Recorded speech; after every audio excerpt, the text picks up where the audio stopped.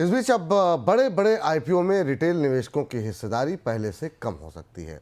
Investment बैंकों ने सेबी से सिफारिश की है कि बड़े इशू में रिटेल अलॉटमेंट को कम किया जाए।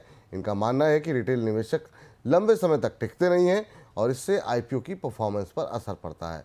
अगर ये सुझाव माना गया तो आम निवेशकों के लिए बड़े आईपीओ में एंट्री मुश्किल हो सकती है।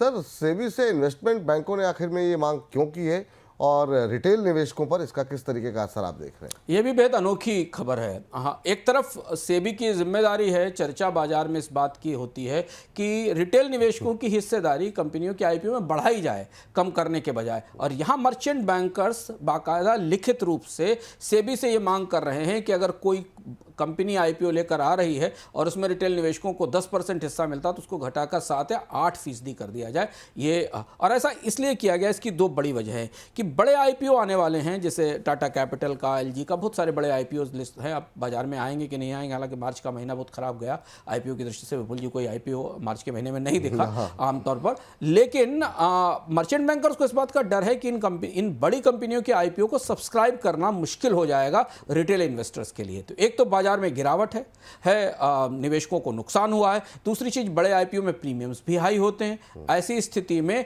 मर्चेंट बैंकर अपने आईपीओ को बेचने को सुविधाजनक बनाने के लिए सेबी से चाहते हैं कि रिटेल इन्वेस्टर्स का हिस्सा कम किया जाए और इंस्टीट्यूशनल इन्वेस्टर्स, एफपीआईज, एचएनआईज